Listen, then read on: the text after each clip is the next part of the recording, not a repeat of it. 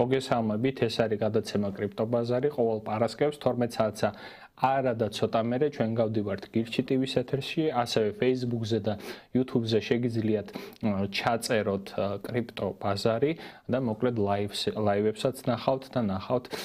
აგრეთვე ჩანაწერებს. ჩვენ გვთავაზობთ ხოლმე საინტერესო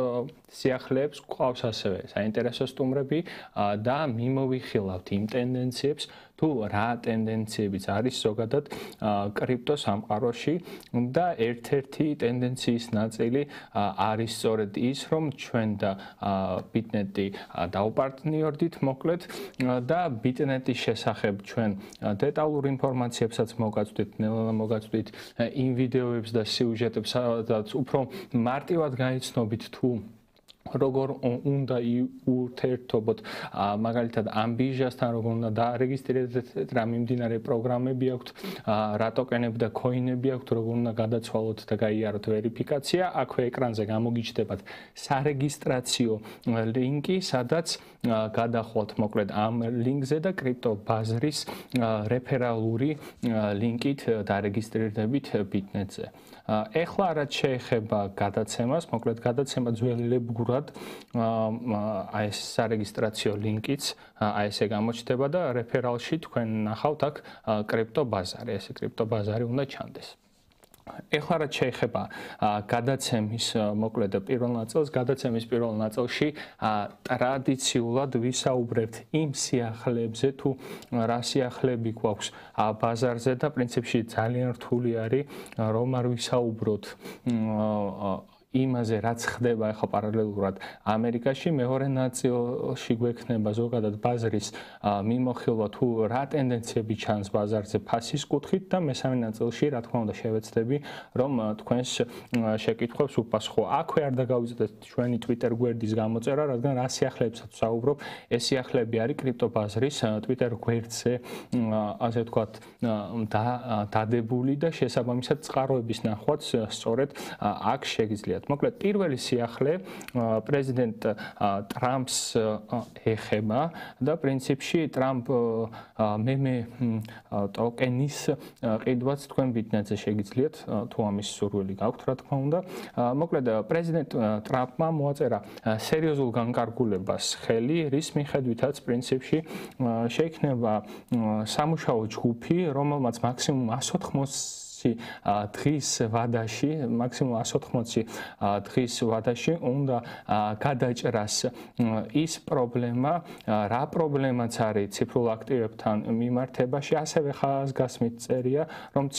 ციფრული აქტივების და ფინანსური ტექნოლოგიების მიმართულებით ამერიკა უნდა იყოს პირველი და ბუნებრივია აქ რა ტენდენციებიც არის, იმ ტენდენციებმა ხელი უნდა შეუწყოს ზოგადად, მოკლედ ხელი უნდა შეუწყოს ზოგადად ბაზრის გაზრდას, როგორც ეკონომიკურის, ასევე ამერიკა უნდა იქცეს ხაბად თუ ვინმეს სურს პირობითად კრიპტო მიმართულებით და ასევე ზოგადად ეკონომიკური საქმიანობის წარმართვა, ასე ვთქვათ, ამერიკა უნდა იყოს ის ადგილი, სადაც ნაკლები ბიუროკრატია იქნება და სწორედ რამოდენიმე დეტალსაც გაგაცნობთ თუ რაზე არის საუბარი ამ კუთხით. მოკლედ პირველი ხელი უნდა შეეწყოს, ასე ვთქვათ, იმ ფაქტს, რომ მომხმარებლებმა მარტივად შეძლონ ამ ციფრული აქტივების გამოყენება. თქვენ ალბათ ხშირად გინახავთ, როდესაც გადადიხართ სხვადასხვა airdrop-ებზე, თუ რა პრობლემა არის, გეკითხებიან ხართ თუ არა ამერიკის მოქალაქე, იმიტომ რომ ამერიკის მოქალაქე პირობითად ვერ მიიღებს ამ airdrop-ებში მონაწილეობას. ასევე არის ის საკითხი, როდესაც ფაქტობრივად ჰიბრიდული კომპანიები იქნებოდა, რომლებიც იყვნენ კრიპტობანკები და მათ ოპერირების უფლება და ჩვენ 2022-ში, 2023-ში განვიხილავდით ხოლმე თუ რა პრობლემები იყო ამ ბაზარზე. და ალბათ გახსოვთ ჩვენი ანალიზი, რომ პრინციპში ესეთ კომპანიები არსად არ დაიხურებიან, უბრალოდ ამერიკიდან წავლენ და ამერიკიდან წაიღებენ ფულს და სწორედ ეს იყო ალბათ ერთ-ერთი მამოძრავებელი ძალა, პრინციპში რატომაც დაინერგა და დაინერგება ეს ყველაფერი და 180 დღეში მაქსიმალურად იქნება გაწერილი ყველაფერი. ასევე ამ ბრძანების ნაწილია ის, რომ CBDC-ს ჩაშვება, ოპერირება და ტრანზაქციების გამოყენება, ასე ვთქვათ, ამერიკაში იქნება აკრძალული. უბრალოდ აქ ერთი ნიუანსი არ არის ჩემთვის ნათელი. CBDC-ზე გასაგებია თუ სიტყვაზე ამერიკულ CBDC-ზე არის საუბარი, ოკეი, ეს გავიგეთ, მაგრამ თუ სიტყვაზე ვიყენებ სხვა ქვეყნის ცენტრალური ბანკის ციფრულ ვალუტას, აი ამ შემთხვევაში რა ხდება, რა რეგულაციები შეიძლება იყოს, ესეც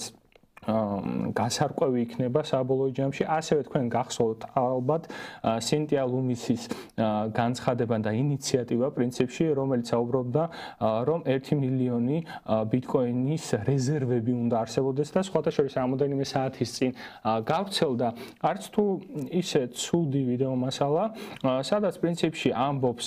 ბიტკოინის სიკეთეებზე, ღმერთმა მადლობა ღმერთს, რომ არსებობს ბიტკოინიო და ასევე ხაზი გაუსვა იმას, რომ არა სიტყვაზე კონკრეტულად ამ მთავრობის, ნებისმიერ მთავრობის ცდუნება, რომ აკონტროლოს, ასე ვთქვათ, თავიანთი ვალუტა, ბუნებრივი არის, ამისგან დასაცავად არის შექმნილი პრინციპში ბიტკოინი და ამასაც იზიარებს ეს სენატორი. აქვე აღსანიშნავია ის ფაქტი, სხვათა შორის აქ ერთ-ერთ მიმოხილვაში იყო ესეთი რაღაც, რომ ის სტაბილური ქოინები, რომლებიც გამყარებულია დოლარით, ხაზგასმით დოლარზე იყო საუბარი, სხვა სტაბილურ ქოინებზე არ ვიცი, ამათი გამოყენებაც მარტივი უნდა იყოს, მოკლედ ამერიკის მოქალაქეებისთვის და უბრალოდ შეიძლება ბიტკოინ ენთუზიასტებმა ჯერჯერობით რაღაც პრეტენზიები გამოთქვან, რომ აი როგორ შეიძლება ვხედავდეთ იმას, რომ ფაქტობრივად დოლარი არის პრიორიტეტი და პარალელურად ბიტკოინი, დაველოდოთ თუ ამას 80 დღის განმავლობაში რა ცვლილებები იქნება, აქვე შეგახსენებთ, რომ 190 სადღაც 200,000-მდე ბიტკოინი არის ამერიკის მთავრობის მიერ, ასე ვთქვათ, ჩამორთმეული და ყადაღებული და ეს შევა თუ არა, ესეც განსახილველი იქნება, ეს 1 მილიონი ბიტკოინის რეზერვების შექმნა დაახლოებით 5 წელიწადში უნდა მოხდეს და ბუნებრივი არის ეს თავის მხრივ ორივე შემთხვევაში თუ პირობითად ნელ-ნელა გადასხვალ არ მოხდება და ისევ ის სპეკულატიური მოძრაობები გვექნება ბიტკოინზე და ისევ ის ციკლურობა დაფიქსირდება, რაც 4 წელიწადში ერთხელ ახასიათებს ბუნებრივია, მაინც მოგებულები რჩება ამერიკის შეერთებული შტატები და თუ პირიქით სიტყვაზე ყველაფერი ის ბიტკოინიზაცია მოხდება, ამ შემთხვევაშიც მოკლედ არც თუ ისე უინტერესო ნაბიჯია და ძალიან ბევრი ქვეყანა მიდის ამ ტენდენციისკენ დაველოდოთ, ნახოთ რა იქნება ამ ყველაფრის განვითარება. დოკუმენტი სხვათა შორის არ არის ძალიან დიდი, შეგიძლიათ გადახედოთ, აქ რამოდენიმე ვადა არის 30 დღიანი, 60 დღიანი და 180 დღიანი, იმის და მიხედვით თუ რა განცხადებები გაკეთდება და ასევე წინასწარ უნდა იცოდნენ ადამიანებმა თუ რა სახის კომპანიებს ეხება ეს ყველაფერი. მოკლედ დადებითია და ცალსახარი პრინციპში ის ფაქტი, რომ რაც უფრო ბევრი კომპანია დაბრუნდება ამერიკაში, ბუნებრივია ამერიკისთვის ეს უკეთესი იქნება და საბოლოო ჯამში თუ ქვეყნები, ასე ვთქვათ, ყველაზე მინიმუმ ბიტკოინის შესახებ მაინც ისაუბრებენ ისე, როგორც საუბრობს ამერიკის შეერთებული შტატები და სხვათა შორის მინდა გითხრათ, რომ პრინციპში 2022-ში როდესაც პარლამენტში კრიპტო ბაზარი ამას საუბრობდა, ეს ძალიან უცნაურად მოინათლა და ფაქტობრივად 2 წელიწადსა და რამოდენიმე თვის შემდგომ დაახლოებით იგივე რაღაც ხდება, რაზეც საუბრობდა კრიპტო ბაზარი და დაარსების დღიდან პრინციპში პარლამენტში ეს ერთორდღიანი დისკუსია იყო, თორე გადაცემაშიც თქვენ ალბათ ბევრჯერ გინახავთ და ჩვენი ერთ-ერთი ტრენდის გახსოვთ ალბათ ბიტკოინის შესახებ ელ-სალვადორის შემდგომ, მოკლედ საინტერესო ძვრები არის ბაზარზე, მინდა გითხრათ ამ კუთხით. მე მაინც ფრთხილი ოპტიმიზმით ვუყურებ ყოველთვის, რადგან კიდევ ერთხელ ადრეც ტრამპი, ასე ვთქვათ, კრიპტოვალუტების მიმართ დადებითად იყო განწყობილი, მაგრამ მისთვის ყოველთვის პრიორიტეტი იყო დოლარი და შესაბამისად როგორც კი დაწვრილდება, ასე ვთქვათ, ეს ურთიერთობა, რომელ მხარეს აირჩევს ბიტკოინს თუ დოლარს, ამ შემთხვევაში ამათი სიმბიოზი როგორ იქნება, ეს არ არის ისეთი მარტივი თემა, რომელზეც შემიძლია ვთქვა, რომ აი ან ესე იქნება, ან ასე, უბრალოდ დასაფიქრებელია, მოკლედ, მაგრამ სწორი მიმართულებით მიდის ყველაფერი. რაც შეეხება მეორე სიახლეს, მეორე სიახლესთან მიმართებაში რამოდენიმე ჭორიც გავრცელდა ეთერიუმი არც თუ ისე კარგად გამოიყურება ბაზარზე ზოგადადაც სიმართლე გითხრათ ეს გულდასაწყვეტიც არის პრინციპში რაც სოლანას ამბებიდან გამომდინარე ვნახეთ შეიძლება თქვენს დაწეროთ კომენტარებში რომ იცით რა ეთერიუმსაც ქონია მსგავსი პრობლემები რომ ვერ ხერხდებოდა ტრანზაქციების გატარება და ასე შემდგომ მაგრამ მოკლედ Ethereum Foundation-ის ეგრეთ წოდებული Ethereum-ის პრინციპში ფონდი შეიძლება დავარქვათ მას მოკლედ ფონდთან მიმართებაში იყო ძალიან ბევრი შეკითხვა და ასევე ფონდს დასდეს ბრალი იმასთან დაკავშირებით რომ Ethereum-ი ვითარდება იმ მიმართულებით რომელი მიმართულებაც არ აწყობთ მეორე შრის ასე ვთქვათ პროექტებს მაგალითად ოპტიმიზმი, ბეიზი, სკროლი, არბიტრუმი და სხვა პროექტები არ მინდა რომ ყველა გამორჩეს პრინციპი ძალიან ბევრია სადაც 10-ზე მეტი არის, ну, პოპულარული დაახლოებით 10 არის. მოკლედ ამათი განვითარება კი კარგია, რადგან გადასახადები უფრო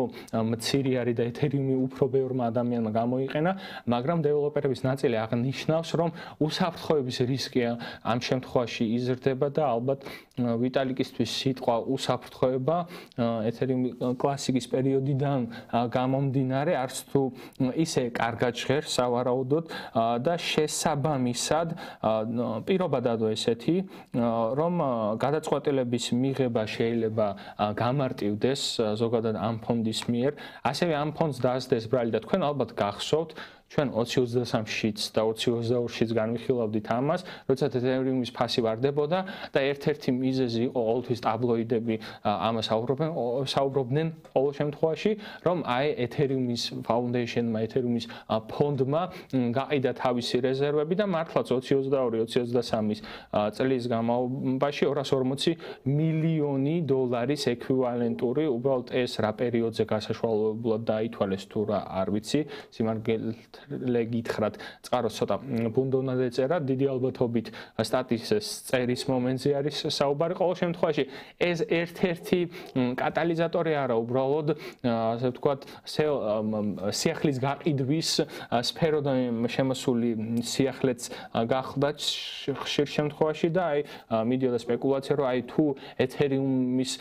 ფონდს არ ჯერა ეთერიუმის განვითარების, მაშინ ადამიანებს ზოგადად, სხვა ადამიანებს ზოგადად ამ შემთხვევაში აქ რა უნდათ და შესაბამისად იყო ამ კუთხით სხვადასხვა სპეკულაციები მოკლედ და აქვე Lido Finance ალბათ გახსოვთ Lido Finance-ზე ჩვენ ბევრი გვისაუბრია Lido Finance-ი გაძლევთ საშუალებას რომ 32 ეთერიუმი კი არ დაასტეიკოთ რაღაც ოდენობის ეთერიუმ დაასტეიკოთ Lido-სთან და შესაბამისად Lido უზრუნველყოფს იმას რომ დიდი ოდენობის ჯამური დიდი ოდენობის ეთერიუმი დაასტეიკოს Excel-ში თქვენ შეიძლება იკითხოთ რატომ დასტეიკებაზე რატო არის საუბარი, რადგან proof of work-იდან მოგეხსენებათ proof of stake-ზე არის ეთერიუმი გადასული კარგახანი და სხვათა შორის Lido Finance-ის წილი მთლიან დასტეიკებულ ეთერიუმებში სადღაც 28%-ია და სწორედ ამ პროექტის ერთ-ერთმა თანადამფუძნებელმა ლომა შუკმა შეიძლება შემეშალა სახელი, მაგრამ არ ვიცი, მოკლედ Lido Finance-ის ერთ-ერთმა დამფუძნებელმა ერთ-ერთი დამფუძნებელი შემოვიდა ესეთი ინიციატივით, რომ ხომ არ შეიქმნას მეორე ფონდი, ან შეიქმნას ძალიან ბევრი ფონდი, რომელიც კონკურენციას გაუწევს არსებულ Ethereum Foundations და მოკლედ ამ ფონდებს შორის იქნება ჯანსაღი დისკუსია და იქნება ამათ მიერ შემოთავაზებული პროდუქტები, რომლებიც საბოლოო ჯამში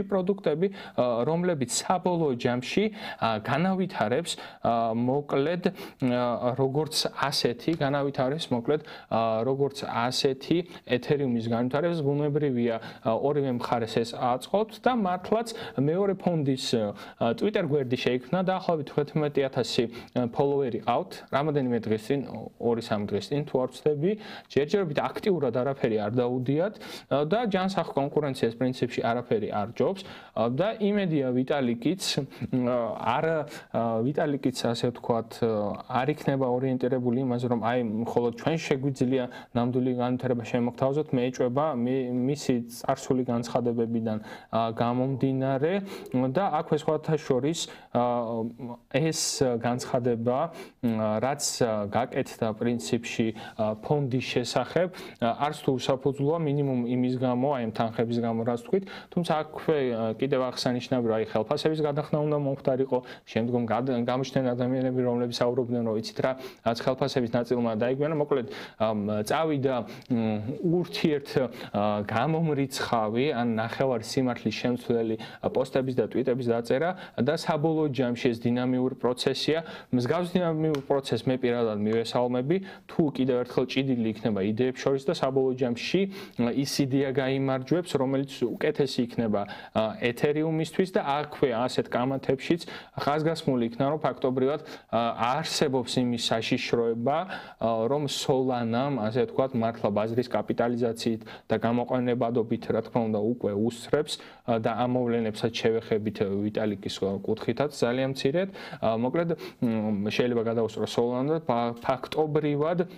შეიძლება მომხმარებლისთვის კარგი იყოს რაღაც კუთხით თუ ეს კონკურენცია შემდგომ ეტაპზე გადავა მაგრამ ის როგორც კი ამბობენ რომ აი ყველაზე მაღალი ტრანზაქციები დაფიქსირდა ამ დღეების განმავლობაში მაგრამ ფაქტია ახლად მოსულ ადამიანს ჩვენ როდესაც ვეუბნებით რომ იცით რა ეს დეცენტრალიზებული ფინანსები ეს სისტემა გამოიყენეთ რადგან 24/7-ზე მუშაობს და უცებ ადამიანი შემოდის რაღაც ყიდვა უნდა და ხდება 24/7-ზე კი არა 1-15 წუთის შემდგომ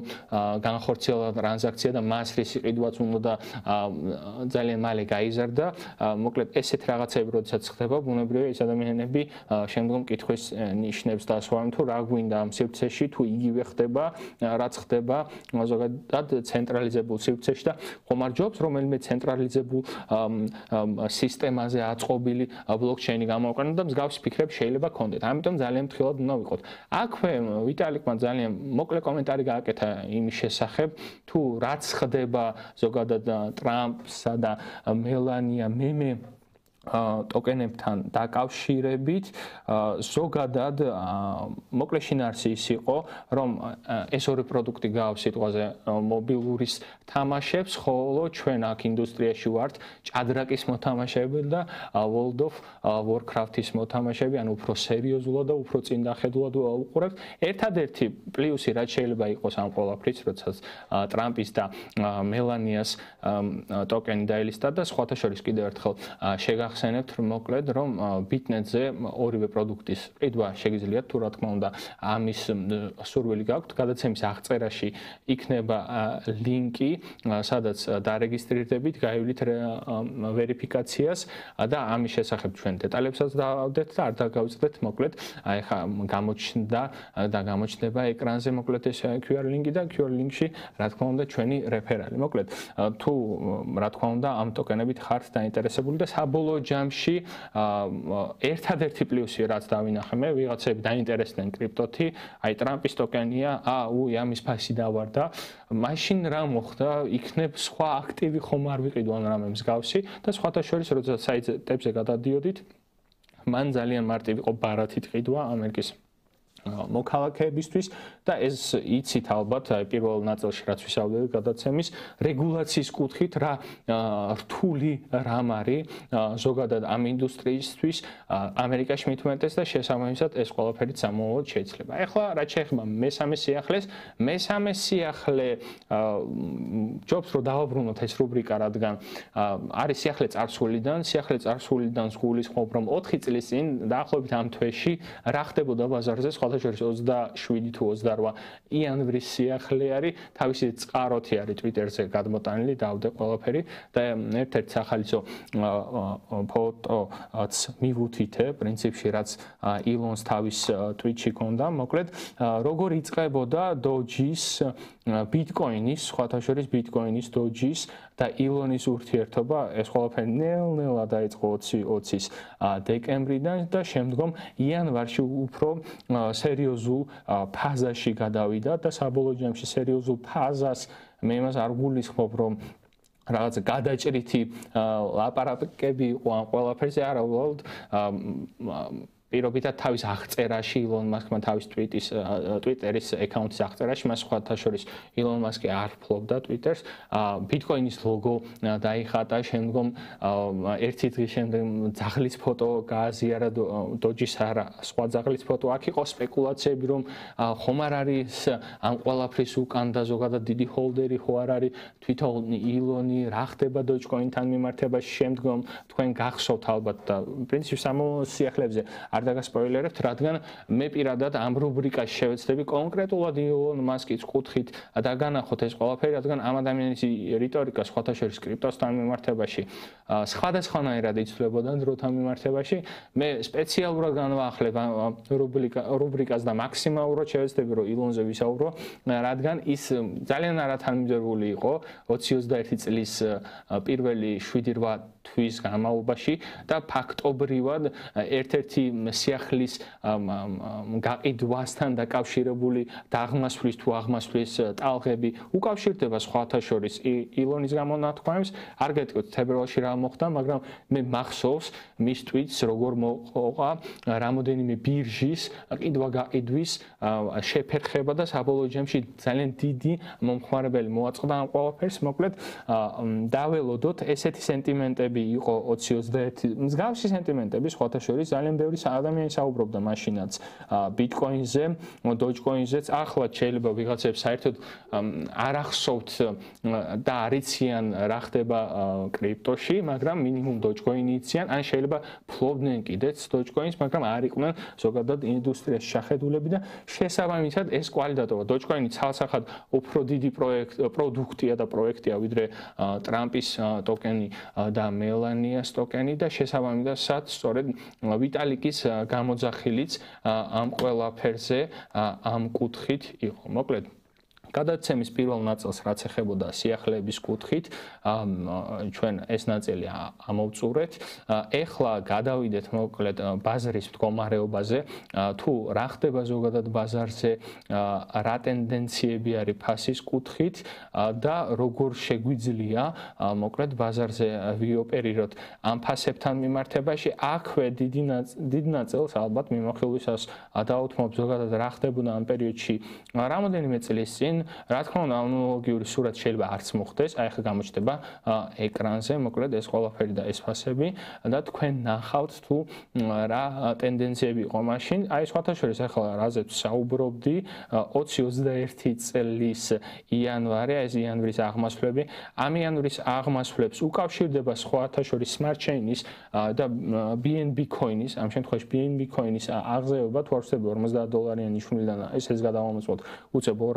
$200 ნიშნულზე ავიდა და შემდგომ კი გახსოვთ მემე-კოინების ინდუსტრია სად იყო. ფაქტობრივად ეს ადგილი Solana თავის blockchain-ზე აითვისა და ეს მოთხოვნა რაც მემე-კოინებთან დაკავშირებით არსებობს Solana არის ახლა ჯერჯერობით ამის ფლაგმანი. მოკლედ ბაზრის აღმასვლის ტენდენციები ამ პერიოდში გახსოვთ. სხვათა შორის იანვრის შემდგომ რამოდენიმე კვირა დაღმასვლის იყო და კვირების შიგნითაც კი აი თებერვალში აი ყოველი შემდგომი კვირა, თითქმის ყოველი შემდგომი კვირა ახალი მაღალი ნიშნულის დაფიქსირება იყო და თქვენ თუ მიყვებით მოკლედ სადღაც 2020-ის მაისიდან მოყოლებული, აი ნახავთ რამდენ პროცენტიანი ზრდა 505%-იანი ზრდა მქონდა ბიტკოინს. აქაც ჩვენ საკმაოდ დიდი გზა გამვლეთ. ერთ-ერთი საინტერესო დიაპაზონი, რაზეც მინდა ვისაუბრო, იყო პრინციპში ეს დიაპაზონი, ფაქტობრივად 20-24 წლის დიდი ნაწილი ვიყავით ამ დიაპაზონში ჩაკეტილები და შესაბამისად ძალიან ბევრი ლიკვიდურობის ათვისება მოხდა აქ და შემდგომ უფრო მარტივად გავარღვიეთ ამ ბაზრის ფასები და ეხლაც როდესაც ინტერესი გამძაფრებულია, აი ახლა სწორედ დომინაციასთან გადამოწყვებით, რა თქმა უნდა, თუ დააკვირდებით ბირჟებს, დიდი ალბათობით ახლა დომინაცია დღესდღეობით არ შემოწმებია, მაგრამ თქვენ ალბათ ნახავთ, რომ ბიტკოინის დომინაცია არის მზარდი და ბუნებრივია კიდევ ერთხელ ეს ნორმალურია, არის სპეკულაციები იმასთან დაკავშირებით, რომ ფაქტობრივად ეს ციკლი 2024-დან პრინციპში 2028-მდე მთლიანი ციკლი ესე განვიხილოთ, ანუ შემდგომ ჰალვინგამდე ეს იქნება იქნება საბოლოოდ ასე ვთქვათ ბიტკოინის გამტკიცების კიდევ ერთხელ დაველოდოთ თუ რა რეგულაციები იქნება და ასევე ბაზარი როგორ შეხვდება ამერიკის რეგულაციებზე მაგ კიდევ ერთხელ საუბარი რადგან იქ იყო აი იმ განცხადებაში იყო მომხმარებლის უსაფრთხოება და მომხმარებლის უსაფრთხოება ძალიან დიდი პანდორას ყუთი არის ხოლმე ვისაც იურიდიული განათლება აქვს ან ვიღაცის ასე ვთქვათ ვიღაცის დაცვის კუთხით რა შეიძლება გააკეთონ მთავრობებმა ესეც რომ განვიხილოთ დაველოდოთ მოკლედ ამ ყველაფრის ინტერპრეტირება როგორ იქნება ჯერჯერობით აღმასვლის მდგომარეობა არის ბუნებრივია რა თქმა უნდა ესეც საკამათოა ხოლმე მაგრამ ბულ მარკეტის შემთხვევაში რაღაც წესები პანიკიდან გამომდინარე იცვლება ხოლმე მაგრამ ყველაზე ეს ფინანსური რჩევა რა თქმა უნდა არ არის მაგრამ ყველაზე უსაფრთხო შესვლები ზოგადად ამა თუ იმ აქტივში და შესყიდვები არის ის სურათები როდესაც მოხდება გარღვევა და გარღვევიდან დაბრუნება ბულ მარკეტს ერთადერთი ახასიათებს არანორმალური აი ამ შემთხვევაში როდესაც ახალი ფასების აღმოჩენა შეიძლება მოხდეს ახალი ფასების აღმოჩენის შემდგომ პირდაპირ შეიძლება წავიდეს ფასი მაგრამ გადახედეთ მთლიან ისტორიას და მთლიან ისტორიის მიხედვით თქვენ ნახავთ რომ რაც უნდა მაღლა ავიდეს ბიტკოინის და ზოგადად სხვადასხვა აქტივის ფასი რაღაც პერიოდის შემდგომ ამ აქტივის ფასი ჩამოდის და ბუნებრივია არ უნდა დაგემართოთ ის შიში რაზეც ჯგუფში ისაუბრეთ სხვათა შორის და ავტომატურად დაწერა ვრცელი პოსტი ამასთან დაკავშირებით რომ რაღაც აქტივის ყიდვის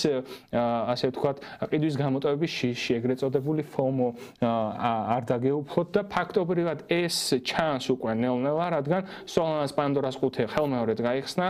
და ის რაც 2021-ში ვნახეთ ფაქტობრივად ნებისმიერ უკვე სამთავრობო განცხადებაზე რომ იქნება მემე კოინი ამის დრო და რესურსი როცა არის რა თქმა უნდა ადამიანები აქ ძალიან ბევრ ფულს შოულობენ ბუნებრივია, მაგრამ კიდევ ერთხელ ამ პროდუქტებთან შემთხვევაში ამ პროდუქტების შემთხვევაში უნდა იყოს ფრთხილად, სხვადასხვა ივანკა ტრამპის ტოკენის დაიდო, მაგრამ მე ივანკა ტრამპმა განაცხადა, რომ ეს ჩემი მემე კოინი არ არისო და ფაქტობრივად ესეთ რაღაცებში შევალთ, რომ აი ვიღაცების ტვიტერი უნდა ვამოწმოთ ჩვენი დროის აცილების მიხედვით, თქვენ ნახავთ, რომ დიდი ნაწილი ამ ჰაიპების დიდი ნაწილი ჩვენს გარეშე ჩაივლის, რადგან ჩვენ დროის აცენა გვაქვს. ეს პრობლემა შეიძლება გქონდეს, მოკლედ საბოლოო ჯამში რისი თქმა მინდა გასაგებია, რომ თქვენ პროფიტების დაფიქსირებაც გსურთ, ძალიან დიდი იქსების, აი ვიღაცა რომ წერს, რომ აი აჯერ მეტი თანხა გავაკეთე ამ კოინთან მიმართებაში, უნდა იყოთ ფრთხილად, რადგან ამ ინდუსტრიაში თანხის დაკარგვაც ძალიან მარტივია. ეხლა ვნახოთ დომინაციის კუთხით რა ხდება და ეგრეთ წოდებული ალტ-სეზონის ჩარჩოების მივოვიხილოთ. სხვათა შორის აი ის დიაპაზონი, რა დიაპაზონსაც ჩვენ ველოდით, ერთხელ დაიტესტა და ახლა არის პრინციპში მცდელობა, დაველოდოთ კიდევ ცოტა ხანი, ახლა არის მცდელობა, ხელმეორედ მოხდეს და თუ გაგრძელდება ეს ტენდენციები ასე, პრინციპში შეიძლება ხელმეორედ შევიდეთ 60%-ის დიაპაზონში, მაგრამ აქ ახლა ლოკალურად თუ შევხედავთ, ცალსახარი, რომ წინააღმდეგობის გარღვევა ჯერჯერობით ვერ მოხდა, კიდევ ერთხელ გამოვიმეოროთ, რატომ ამოწმებთ ბიტკოინის დომინაციას. ბიტკოინის დომინაციას ვამოწმებთ იმიტომ, რომ ჩვენ საბოლოო ჯამში ვნახოთ თუ რა წვლილი არის ბაზრის კაპიტალიზაციის და ზოგადად კრიპტოინდუსტრიის რა თანხა არის მოთავსებული ბიტკოინში. აქ სხვათა შორის სტაბილური კოინებიც არის, განხილულ თუ სტაბილურ კოინებში რა თანხები არის გადასული და ნელ-ნელა ვწმუნდები იმასთან დაკავშირებით, რომ ეს მიდგომა არის სავსებით სწორი და სავსების სწორი, რადგან ფაქტობრივად, როდესაც ხდება ახალი ადამიანების შემოსვლა ბაზარზე, მათი პირველი ინსტრუმენტი ხშირ შემთხვევაში არის სტაბილური კოინი და სტაბილური კოინთან მიმართებაში, მოკლედ, ფაქტობრივად ერთი გადადგმული ნაბიჯია და ეს ადამიანები ამბობენ, ეხლა უნდა ვიყიდოთ რაღაც, მაგრამ არ ვიცით რა უნდა ვიყიდოთ. ან უბრალოდ ბაზარზე თუ არსებობს რაღაც ოდენობის სტაბილური კოინი, ესე შეიძლება იყოს სიგნალი, რომ ხომ არ გვაქვს ადგილი თანხების გადანაწილებას სხვადასხვა coinებს თუ ტოკენებში. ასევე ხშირ შემთხვევაში უნდა დააკვირდეთ იმ ტალღებს, რა ტალღებიც მოდის ზოგადად coinებთან მიმართებაში და გეტყვით რას გულისხმობთ. ფაქტობრივად, როდესაც და ამის ანალიზი ალბათ იქნება საფულეების დონეზეც კი, როდესაც ტრამპის მემე ტოკენი დაიდო, ამ თანხების რაღაც ნაწილი მელანიაში გადავიდა, ასევე ტოპ 10 თუ ტოპ 20 საფულეები 80%-დან 90%-ამდე ამ ტოკენ შეიცავდა, ანუ ვიღაც ჰოლდერები იყვნენ, ვინც ფაქტობრივად ელოდებოდნენ ბაზარზე ლიკვიდურობის შემოსვლას, რადგან ესე მარტივიც არ არის. თქვენ შეიძლება მთლიანი coin-ის 90%-ს ფლობდეთ, მაგრამ თქვენ შესაბამისი ლიკვიდურობა უნდა გქონდეთ, ანუ ბაზარზე უნდა იყოს შესაბამისი ოდენობა ფულის, რომ ვიღაცას გაუცვალოთ ადგილი, ანუ ვიღაცის შემოსვლა, ვიღაცის გასვლის წერტილს ემთხვევა და შესაბამისად ამის ანალიზებიც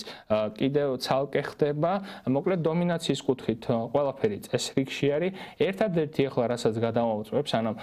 კომენტარებამდე გადავალ პრინციპში, დღეს სხვათა შორის არ დაგიმალავთ,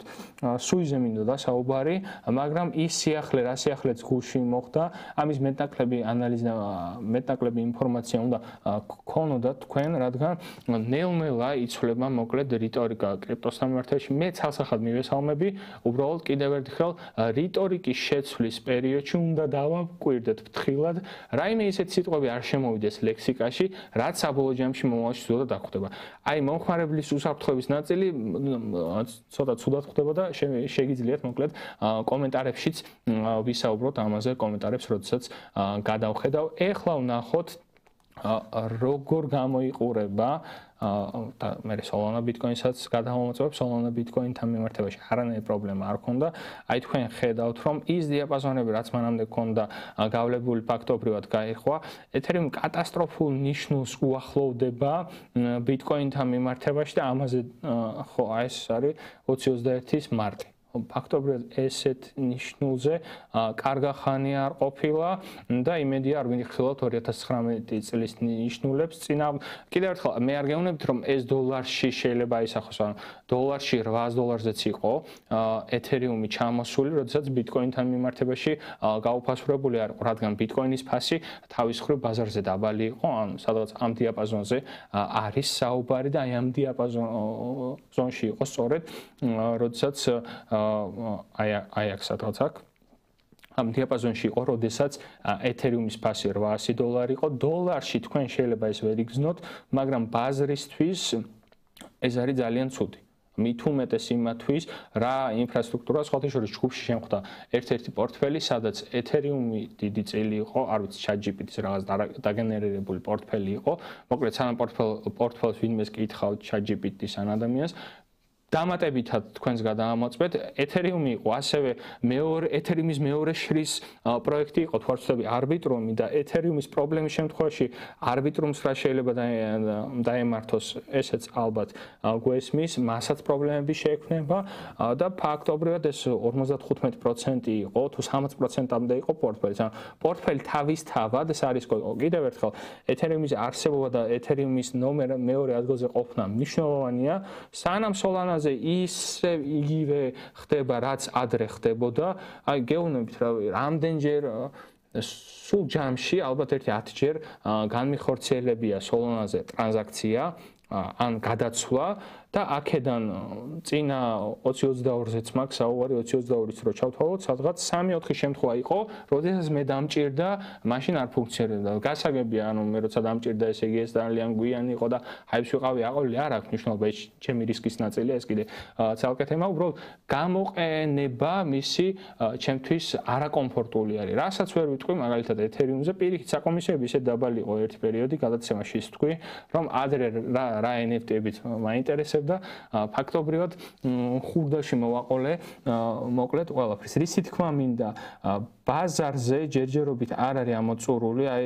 ესეც იმის გამოძახილია, ხო? რომ ორი ფონდი, ორი ფაუნდეიშენი, რამოდენიმე ფაუნდეიშენი, რადგან უკვე ხვდებიან ადამიანები, რომ რაღაცის შეცვლა შეიძლება და მოდი შევცვალოთ სანამდროა წინააღმდეგის შემთხვევაში. სულაც წინააღმდეგი არ ვარ, უბრალოდ კიდევ ერთხელ თუ რაღაცის პრეტენზია მაქვს, განვითარების დროც იყო და განვითარების დროში პრინციპში პრობლემები უნდა აღმომეფხვრა. რაც შეეხება სუის, სხვათა შორის სუიზე დაგეგმილი მაქვს, რომ შემდეგ კვირას ვისაუბრო. მოკლედ გეტყვით, რაც შეიძლება დააკვირდეთ, ჯერ ჩარტები ჩავამთავროთ. ხო, მოკლედ ეთერიუმზე ესეთი მდგომარეობა და შესაბამისად დოლარში თქვენ შეიძლება ეს ვერ იგრძნოთ, მაგრამ ეს სურათი არ არის ის სურათი, რაც უნდა იყოს ბაზრის კაპიტალიზაციით ნომერ მეორე ადგილზე მყოფი coin-ის და რომელსაც სხვათა შორის პრეტენზიები არც თუ ისე უსაფუძვლოდ შეიძლება კონდეს ბაზარზე. ახლა ვნახოთ Solana Bitcoin-თან მიმართებაში ძალიან კარგად გამოიყურებოდა ადრე და ამ შემთხვევაშიც ერთი საინტერესო დიაპაზონი გვაქვს და ფაქტობრივად ამ დიაპაზონის გარღვევაზე არის ბევრი რაღაც დამოკიდებული. აი 20-24 თქვენ ნახავთ 20-24 წლიდან ფაქტობრივად ამ დიაპაზონს არ ჩამოვსწრენილავთ, მაგრამ თუ დინამიკას დააკვირდებით, ხედავთ რომ აი ამ დრომდე, აი ამ მომენტამდე, კვირის ამ მომენტამდე დაბალ ნიშნულს აფიქსირებდა. ეს ემთხვევა დიდი ალბათობის ტრამპის და მელანიას ამბებს და დაველოდოთ აქ პატარა სიძლიერე შეიმჩნევა და რამოდენიმეჯერ ძალიან ბევრჯერ ამ დიაპაზონის ასე ვთქვათ გარღვევის ცდილობა იყო. აქაც დაველოდებოდი, თუმცა კიდევ ერთხელ თქვენ შეიძლება იკითხოთ თუ აი რატომ არის მნიშვნელოვანი Bitcoin-თან მიმართებაში აქტივების ფასის შედარება მნიშვნელოვანია იმ გაგებით, რომ თუ ინვესტორების ან ტრეიდერების ნაწილი მიხვდება, რომ Bitcoin უკვე აღარ იზრდება, შესაბამისად მათი თანხების რაღაც ნაწილი გადმოდიოდა ეთერიუმში ადრე. ამ შემთხვევაში საინტერესო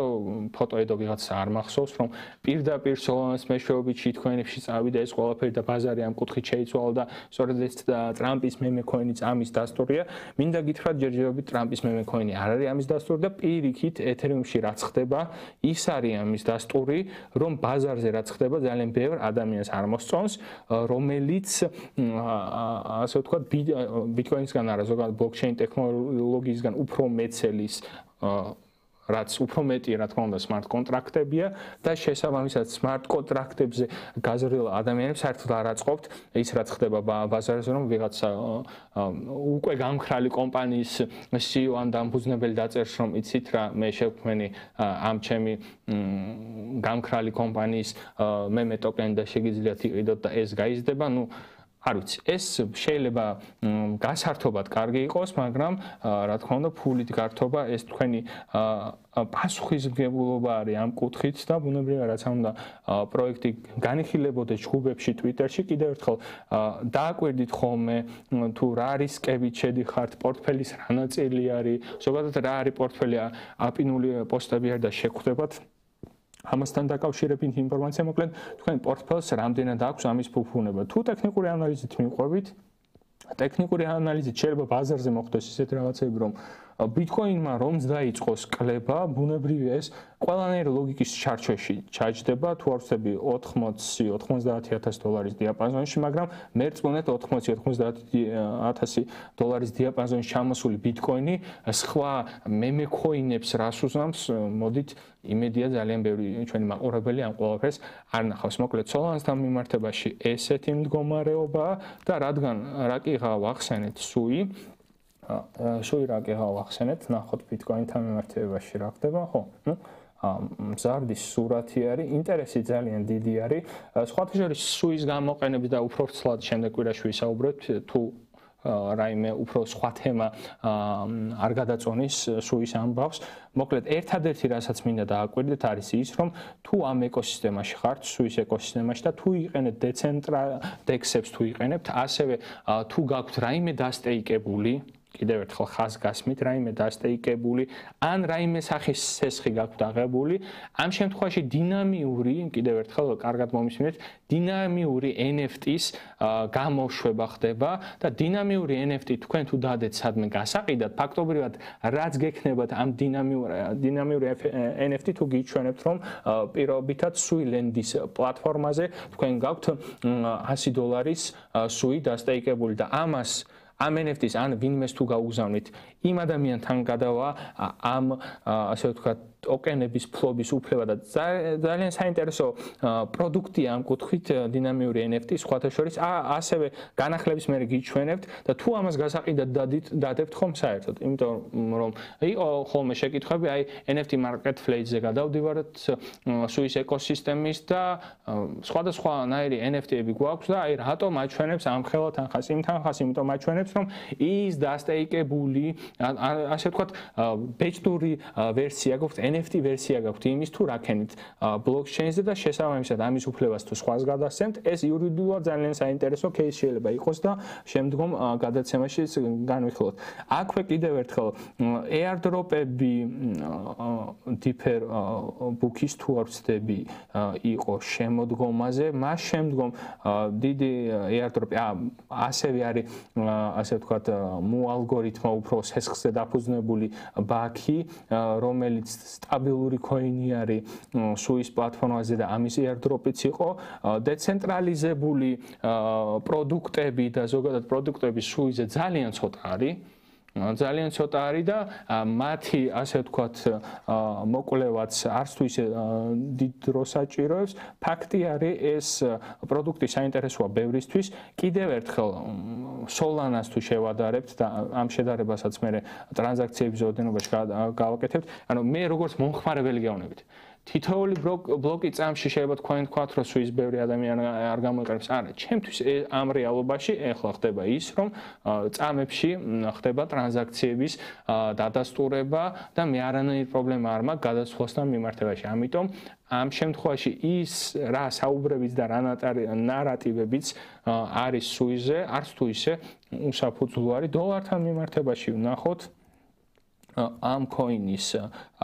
ამბავი და ზოგადად პოტენციალი, წინასწარ განსაზღვრა რთულია, თუმცა კიდევ ერთხელ თუ ეგრეთ წოდებული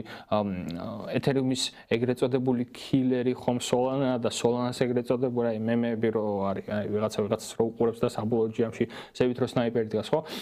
Solana-ს ეგრეთ წოდებული killer-ი სამომავლო Sui და Aptos-ი უნდა ყოფილიყვნენ და აქ ახლა რა შეიძლება გამოჩნდეს ბაზარზე არ ვიცით ხო ჯერჯერ თქვენ შეიძლება ნახოთ market cap of ესეთი საიტია ადრე ჩვენ ნახეთ თქვენ შეგიძლიათ მოკლედ გადაამოწმოთ აი ბაზრის კაპიტალიზაცია აი ნახოთ Sui ასე გადავატრიალოთ ხო აი შეგვიძლია ვნახოთ ეხლა რა ბაზრის კაპიტალიზაციაც აქვს Solana-ს აი უხეში დათვლებია ეს ძალიან უხეში დათვლებია იმიტომ რომ აქ ბევრი საკითხია ცირკულაციაში რამდენი არის და ასე შემდეგ მოკლედ ამ ბაზრის კაპიტალიზაციით 9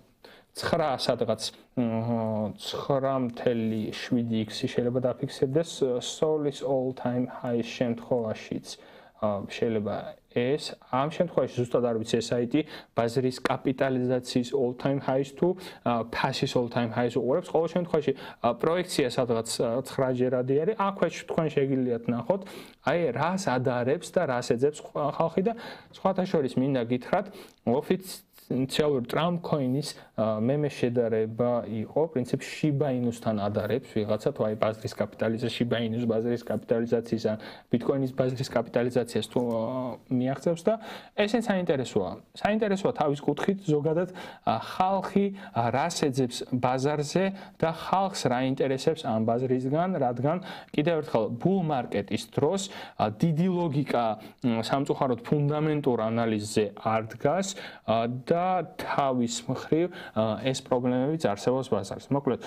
YouTube-ის კითხვებით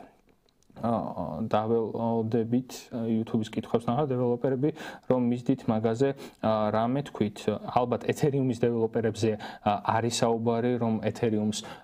და სხვათა შორის სახელიც Ethereum კლასიკის სახელს გავს, ხო? არ ვიცი. თუ დეველოპერებს არ მოსწონთ რაც ხდება ბაზარზე, ბუნებრივია დეველოპერები უნდა წავიდნენ და უნდა შექმნან ანახალი პროდუქტი, თუ აინტერესებთ ეს სფერო და ეს ჩვენთვის სიგნალი იქნება, რომ შეიძლება ამ ადამიანებს შეუძლიათ რაიმე საინტერესო. კიდევ ერთხელ, ესეთი მიგრაციები, ესეთი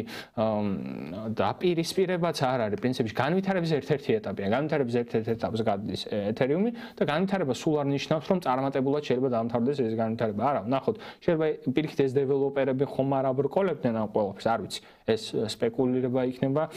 ჩემი მხრიდან. დავაკვირდებით რამე სერიოზული სიახლე თუ დაიდება ამ თემასთან მიმართებაში და ამაზეც ჩვენ აზრს მოგახსენებთ. რუნზე რა სიტყვით ძალიან დაეცა ფასი. როგორც ვიცი, რუნზე სიახლეში შემხვდა, რომ ოპერირება შეაჩერეს რაღაც გადაწყვეტილების გამო, ზუსტად არ ვიცი და თქვენ მოგეხსენებათ, რომ მსგავსი პროდუქტების რეგულაციების ამბავი როგორი იქნება ამერიკაში, ესეც გასარკვევი ამბავია. კიდევ ერთხელ, ბიტკოინისთვის ცალსახად არა 99%-ით ძალიან საინტერესო რამ თქვა ტრამპმა, მაგრამ სხვა პროდუქტებისთვის რა თქვა, ამას დრო გვიჩვენებს, ხო? და ამ შემთხვევაში რუნზეც ეს სიახლე იყო, თუ არ ვცდები ტრამპთან არა ზოგადად ოპერებასთან მიმართებაში. Coins როგორ იკვლევთ? ხო, აი coins როგორ ვიკვლევთ? პრინციპში ძალიან დიდი თემა არის, არც თუ ისე პატარა თემა არის. ჩემ მონახავს გეტყვით, მე ზოგადად დიფერენცირებას ვუკეთებ, ეს ჰაიპის ამბავია თუ რამე ტექნოლოგიის. შემდგომ შეიძლება ტექნოლოგია ძალიან კარგი იყოს, მაგრამ სამწუხაროდ ამის გამოყენება არც თუ ისე საინტერესო იყოს ბაზრისთვის. აი სუისთან და აპტოსთან დაკავშირებით პირდაპირ გეტყვით, ორივეს თავიდანვე ვაკვირდებოდი და ერთადერთი გათვლა მქონდა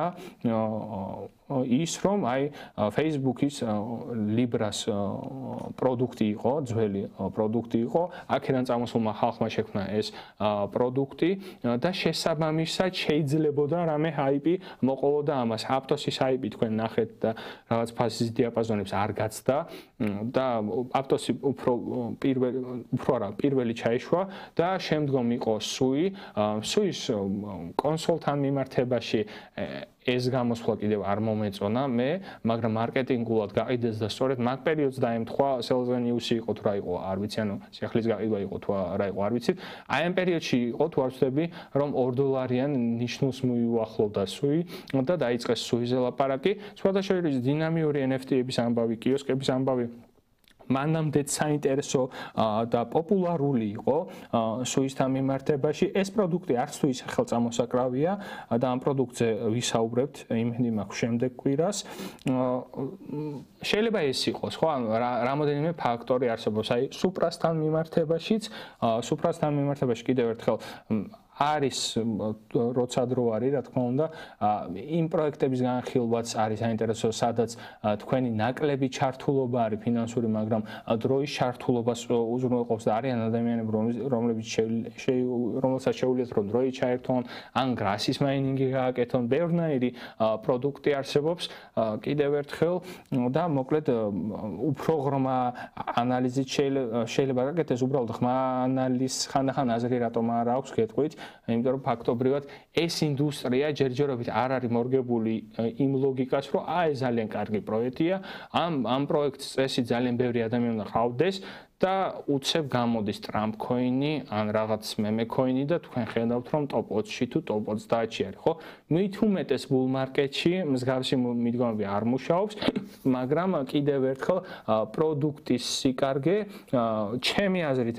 განპირობებულია იმით, თუ რა პრობლემებს უგვარებს, ანუ ვებ-ორთან მიმართებაში ვებ-3-ში როდესაც გადადიხარ რა პრობლემებს მიგვარებს, თუ ბანკთან მიმართებაში რა პრობლემებს მიგვარებს, თორე ისე ძალიან კარგი სიტყვების გენერირება უკვე ChatGPT-ის და ბევრი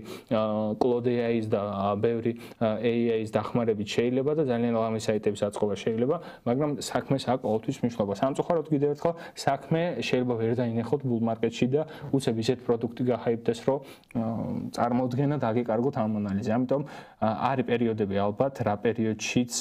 ინვესტორების ნაწილი იღებს გადაწყვეტილებას, რომ გაყვეს hype-ს. მაგრამ hype-ზე გაყოლა კიდევ ერთხელ ძალიან რთული ამბავია და სხვათა შორის ძალიან რისკიანია ბულ მარკეტში. შეიძლება ვერ მოთქვათ, რომ აი ბულ მარკეტში შოვა ფული. არა, ბულ მარკეტში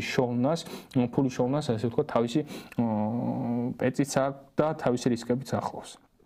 ალსეზონის დაწყების პერიოდი დაახლოებით როდის არის? დაახლოებით ვერ გეტყვით, უბრალოდ კიდევ ერთხელ დომინაციის ვარდნა, დომინაციის კვეთრი ვარდნა პრინციპში და უკვე ან ეთერიუმში, ან სოლანაში, ან სხვა ტოპ 10-დან რომელიღაც კოინებში ფასის გადასვლა, ანუ ბაზარი იმდენად გაიზრდება, რომ ბიტკოინის ფასი კი არ დავარდება, უბრალოდ ბიტკოინის რაღაც ნაწილი შეიძლება გავარდეს, გადავიდეს ამ ალტკოინებში და პლუს შემოვიდეს ახალი ნაკადი. ერთ-ერთი მცდელობა იყო, სხვათა შორის მე ესე უყურებ ტრამპ მე ტოკენის შემოსული ხალხი, უბრალოდ ეს ფული სად მიდის, ეს არის სანახავი, რომელიღაც კოინი ხომ არიზდება. ალბათ, დიდი ალბათობით ვიღაცები შეინახავენ ამ კოინს და ვიღაცები აი თუ იმ ნარატივით შემოვიდნენ, ნარატივიც იყო, შეიძლება ეს თანხები გადავიდეს ბიტკოინში. გამარჯობა LC-ზე, XNS-ზე რამე ინფორმაციას ხორფლობთ? არა, სამწუხაროდ, ასე არც Wi-Fi კოინი გამიგია, სისი განეხილეთ ორი სიტყვით თხოვნარი. ნახოთ უცებ მაშინ. ორი სიტყვით sis coin-ზე რა ხდება და მე მგონი ძალიან თუ ეს სისი არ არის, ძალიან ძველ coin-ზე გვაქვს საუბარი. ძალიან ძველზე არ მაგრამ ძველს. ხო. ტექნოლოგია შეიძლება კიდევ ერთხელ კარგი იყოს და ამიტომ შეიძლება გახსოვთ, აი ხა კარგად გამოჩნდება ეკრანზე, შეიძლება ამიტომ გახსოვთ მომხმარებელს, აი რასაც ვამბობ. და ვერ მოხდა ტექნოლოგიის იმპლემენტაცია. სამწუხაროდ, აი გამოვლილი აქვს რა ბაზრის კაპიტალიზაციით 2018 წელს მაღალნიშნული დააფიქსირა, შემდგომ დააფიქსირა 2022-ში, ეს უკვე 2022 და ვნახოთ ფასის კუთხით ეს როგორ ითარგმნა, ხო? არ ვიცი. ერთ-ერთი საინტერესო დიაპაზონი შეიძლება იყოს 0.34. თუ რომელიმე hype-ში მოხდა ეს coin-ი, ანუ ძალიან მარტივად ჩარტების რთული განხილვის გარეშე, თქვენ bull market-ში მით უმეტეს შეგიძლიათ ნახოთ ის წინააღმდეგობები, რა წინააღმდეგობები არსებობდა, აი 0.16, შემდგომი შეიძლება იყოს 0.32 და სხვათა შორის ეს წინააღმდეგობა და ეს დიაპაზონი ადრეც ფიგურებდა 2023-შიც იყო აღმასვლის ცდელობა. უბრალოდ კიდევ ერთხელ და ანალიზით რაღაც დიაპაზონს თუ არ გაცდება, ძალიან ბევრი პროექტზე წყდება მოკლედ პირდაპირ გითხრათ, რომლებიც არაჩვენებენ იმ ზრდას, რა ზრდაც შეიძლება ეჩვენებინათ, უბრალოდ ბაზარი ესე მუშაობს ჩვენ მოწონებაზე. არ არის სამწუხაროდ ეს ინდუსტრია და ყოველთვის კარგი და სწორი პროექტები არ არიან ბაზრის ტოპ-100-ში კაპიტალიზაციით. უბრალოდ უნდა დააკვირდეთ იმას, რომ რაღაც საინტერესო ნიშნულს თუ გაცდება და ერთ-ერთი ალბათ ეს 0.32-ის დიაპაზონი არის, ამის შემდგომ შეიძლება ინვესტორებისთვის საინტერესო იყოს. აი ამ ლოგიკით შეხედეთ, ვაჭრობის ერთ-ერთი ლოგიკა შეიძლება თქვენ როგორც ინვესტორებს ესე გქონდეთ, რომ აი რა შემთხვევაში შევიდო და აქ სხვა ვინმე ვინც არის ის ტექნოლოგიის შესახებ და აი ფასი თუ მცირე დროში ამ პროცენტით გაიზარდა და ასე შემდგომ, ხო? შენი ფავორიტი კოინები გითხარი alt სეზონზე. ფავორიტს ვერ გეტყვი, მაგრამ გეტყვით რომ ჩემთვის ბევრ კოინთან მიმართებაში alt სეზონი უკვე მორჩენილია იმ გაგებით, რომ მე რა გეგმაც ქონდა, იმ გეგმას ის გეგმა გადაჭარბებით შეასრულეს ამ კოინებმა. ერთ-ერთი სხვათა შორის იყო სუი. სუისგან არც ველოდი ამდენ აღმასვლას და პლუს კიდევ airdrop-თან, კონკრეტულ airdrop-თან მიმართებაში არც თუ ისე ცუდი ინვესტიცია გამიკეთებია. მოკლედ რომ შევაჯამოთ ყოველი დეტალების გარეშე. ნოემბერში XDC-ზე ვიკითხე, კაი ფამფით დაიდო ბოლო ორ თვეში ხوار მიქცევიათ ყურადღება. არა სამწუხაროდ და მე მგონი ალბათ კეიცით ნოემბრის შემდგომ რა პერიოდიც არის და არ მიმიქცევია. კარგი არის თუ ამაზე არის ხო სავარაუდოდ საუბარი XDC კი კარგი აღმასვლარი ეხლა ბაზრის კაპიტალიზაციით უახლოვდება ძველ ნიშნულებს და ტოპაშიც არის კი. ვისი უშუალო კონკურენტი ამასაც დავაკვირდებოდ თქვენ ადგილზე ბაზარზე ხომ არ არის გამოჩენილი ამის კონკურენტიც და რა პრობლემას აგვარებს და ეს პრობლემა ამ ჰაიპის ნარატივებში თუ ჩდება. მოკლედ Facebook-საც გადავხედავ უცებ Facebook-ში თუ არის კომენტარები სამწუხაროდ გვიან მიჩვენებს ხოლმე ამ კომენტარებს და შესაბამისად ვერ გაქცევთ ხოლმე ყურადღებას YouTube-ზე რატომაც უფრო მარტივი არის კომენტარების ნახვა კარგით მოკლედ სხვადასხვა თბილის ბლოკჩეინის კრიპტოჰოლდერებმა ჯობია კორელაცია იმ კითხვა იყო და ლადომაც უპასუხა სუისაიდელია თუ არა ხო ნუ სუისაიდელია თუ არა ლადო ესეთი რჩევა ანუ სუის ყიდვასთან მიმართებაში მე ვერაფერს ვერ გეტყვით ტექნიკურადაც ჯერჯერობით იმიტომ რომ არის რაღაც დეტალები რაზეც უფრო ვრცლად ვისაუბრებთ შემდეგ კვირაში სუისთან მიმართებაში არის პრობლემები და პრობლემა ყოფილა სხვათა შორის რა პრობლემაც ჰქონდა სოლანას და ახალობით 2 თუ 3 საათის განმავლობაში არ მუშაობდა ბლოკჩეინი ეს ამის თქმას დამავიწყდა უკაცრავად ხო ეს პრობლემაც იყო ეს პრობლემა რამდენად მოგვარდა და რისგან იყო გამოწვეული ამ სიახლეს უნდა გადავხედო და ამას უნდა გავყვე და შესაბამისად კიდევ რაღაცების განხილვას მაგიტომ არ მინდოდა უფრო ესე საუბარი ამ ქონზე ნიკუშ ფომოს ვარ ავყვეთ ახალბედი ინვესტორები მარტო ტრამპი და მელანია რომ ვიყიდეთ ტოპზე ფომოს აყვეთ რა მარტივია ერთკვირიანი ჩარტი გახსენით ბიტკოინის და ბიტკოინის ისტორიას გადახედეთ ფასის კუთხით და შემდგომ მიხვდებით რომ რაც მაღლა ადის ყოველთვის დაბლა ჩამოდის და შესაბამისად ამ ინდუსტრიაშიც ესე აი ამ ალბათ bear market-მა რომელიც 2022-ში და 2023-შიც გამოიერალთ ალბათ დაგარწმუნოთ რომ თვით Solana-ს ყიდვაც, თვით Ethereum-ის ყიდვაც და თვით Bitcoin-ის ყიდვაც შეგეძლოთ იმ ფასებზე, რა ფასებსაც თქვენ ვერ წარმოიდგენთ. ბაზარი ესეთია, ბაზარი ესე მუშაობს. აქაც გამოვლენ და იტყვიან ადამიანები რომ აი 20-25 წელს დავრწმუნდით რომ ყველაფერი ისი არ მიდის როგორც ადრე მიდიოდა და ფაქტობრივად Bitcoin-ს და კრიპტოვალუტას ვერაფერი ვერ გააჩერებს და საერთოდ შეიძლება ვიღაცისგან გაიგოთ რომ აი სანამ ტრამპი იქნება პრეზიდენტი მანამდე ეს 4 წელის უმწვანე გვექნება ნუ მოკლედ ჯერჯერობით ბაზარი მუშაობს ესე კიდევ ერთხელ თუ თქვენ მაინც და მაინც ვერ ითმენთ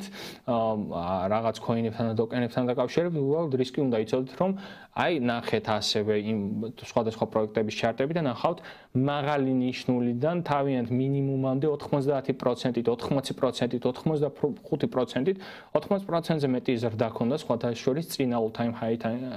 ყველაზე მაღალ ნიშნულთან შედარებით 69-70,000-დან როდესაც ჩამოვიდა 16-15,000 ნიშნულამდე კი შეიძლება თქვენ თქვათ რომ ეს რამოდენიმე დღე გაგრძელდა მაგრამ სხვათა შორის არიან ადამიანები ვინც ამ დაბალ ნიშნულზე გაყიდეს და არიან ადამიანები ვინც ამ მაღალ ნიშნულზე გაყიდეს ეს იმას კი არ ნიშნავს რომ აი იქ ვიღაც არ ყიდიდა და არ გაყიდიდა არა უბრალოდ იმ მომენტში შევერ ხვდები რომ ეს არის მწვერვალი თუ არის ყველაზე დიდი ფსკერი რასაც შეიძლება ვერ ჩაცდეს იმიტომ კიდევ ერთხელ არსებობდა წინა bull market-ზე ლოგიკები და ამის კამათით მე დავიღალე რომ 30,000 არ ჩამოწდება Bitcoin-ი რადგან ელ სალვადორის საშუალო შესყიდის ფასი არის 30,000 და ასე არ გაწირავენ ადამიანებს. აი ესეთი ლოგიკაც მომისმენია ხალხო და 30,000-ზე დაბლა რა პერიოდი ვიყავით თქვენ შეგიძლიათ ახლა გახსნათ ჩარტი და ნახოთ შესაბამისად კიდევ ერთხელ ემოციები ძალიან შორს ამ ინდუსტრიისგან ამ ინდუსტრიაში ძალიან ბევრი ადამიანი შოღობს ფულს მაგრამ ბევრი ადამიანიც კარგავს ფულს და შესაბამისად ერთ-ერთი მიზეზი რატომ არ უნდა აყვეთ FOMO-ს არის ეს და ასევე ერთ-ერთი შიში რომელიც არ უნდა გქონდეთ რომ აი ჯერ არ არის საყიდელი დრო, ჯერ არ არის საყიდელი დრო და შეიძლება სხვათა შორის გაყიდვის შიშიც არსებობს. შეიძლება 2017 წელს გქონდეთ აქტივი ნაყიდი და ახლაც გქონდეთ ბაზარზე და ეს თუ თქვენ Bitcoin-ის ჰოლდერი არ ხართ მარტო, ეს შემთთვის ბევრ რაღაცას არ ნიშნავს, სიმართლე გითხრათ. 2017 წლიდან თუ და გამიგია ძალიან ბევრი აქტივი აქ ადამიანს, რომელსაც არ გავყიდე და მრავალჯერადი პროფიტი არ დაუფიქსირებია. მთლიან თანხაზე არ არის საუბარი, აქ ცალკე რისკ მენეჯმენტები არსებობს. მოკლედ, ძალიანაც რომ არ გაგვიგრძელდეს ეს ამბავი, კიდევ ერთხელ გეტყვით იმას, რომ თქვენ ემოციებზე დადის ყველაფერი და ემოციების მოთოკვის გარეშე ძალიან რთული არის პრინციპში ამ ინდუსტრიაში ფულის შოვნა და უფრო მარტივია ფულის დაკარგვა. მოკლედ შევაჯამოთ გადაცემა. გადაცემის პირველ ნაწილში ვისაუბრეთ სიახლეებზე და ერთი სიახლე იყო წარსულიდან. გადაცემის მეორე ნაწილში განვიხილეთ თუ რა ხდება ბაზარზე ძალიან მოკლედ. ბასის ფორმატში შევეცდებით რომ ტექნიკურად მიშკას დახმარებით ასევე და სხვადასხვა ანალიზებით განვიხილოთ ხოლმე ესა თუ ის კოინი მეტნაკლებად თუ იქნება იმის საშუალება ასევე კრიპტობაზარში განვიხილოთ. მესამე ნაწილში ვუპასუხეთ თქვენ შეკითხვებს მეტნაკლებად მოკლედ და ასევე ჯგუფშიც იაქტიურეთ, რადგან ძალიან გასახარებელია ის ფაქტი და მინდა აღვნიშნო ერთ-ერთი აქტიური მომხმარებელი ლაშა და მას მადლობა ამისთვის, რომ არის ესეთი აქტიური და კომენტარებში მოკლედ დაწერეთ კომენტარები, არ მოგერიდოთ კითხვების დასმა, არ არსებობს უაზრო შეკითხვა, არსებობს ასე ვთქვათ, ცოტა შეკითხვა, ბევრი შეკითხვა. კარგი არის, დასვით შეკითხვები და ვინც კომენტარებს წერთ, მაგათაც მოგიწოდებთ, რომ თქვენთვის შეიძლება ეს პასუხები რაღაცა გადამეორებული იყოს ბევრჯერ, მაგრამ არ ამგონია რომელიმეს მოპყვებოდეთ ჭიპლარიდან მოკლედ კრიპტოვალუტების ცოდნა და ასე რომ კომენტარებს როცა წერთ, რა თქმა უნდა, ესეც გაითვალისწინებთ, რომ ჯგუფში ძალიან ბევრი ახალი ადამიანი შემოდის და ძალიან ბევრ ადამიანს აინტერესებს ეს ინდუსტრია. ასევე იმ ადამიანებს, ვისაც აინტერესებს თუ ტრამპი და მელანია ტოკენი სად შეიძლება იყიდონ ქართულ ბირჟაზე და ვერიფიკაციის ვიდეოებსაც და საინტერესო ვიდეოებსაც ამ კუთხით დავწერთ, მოკლედ შეგიძლიათ გადახვიდეთ BitNet-ზე. ლინკია გადაცემის აღწერაში იქნება თითქმის ყველა პორტალზე, სადაც გადის და აქვე გამოჩნდება ეგ სადღაც აქ ალბათ ჩანს QR კოდი, შეგიძლიათ ეს QR კოდი დაასკანეროთ და კრიპტობაზრის რეფერალური ლინკით ერთად გადმოყვეთ BitNet-ზე და რაც თავარი არ დაგავიწყდეთ ამ რეგისტრაციების დროს, გადაცვლების დროს, თუ რაიმე შენიშვნა გააქვთ, ან თუ რამე ფუნქციონალურად არ მუშაობს, ან რამე სხვა ისურვებდით, დაუკავშირდით კრიპტობაზარს და კრიპტობაზარი აუცილებლად გადასცემს ამას მოკლედ BitNet-ს. მე შემდგომ კვირამდე და კრიპტობაზარი შემდგომ კვირამდე გემშვიდობებად დროებით.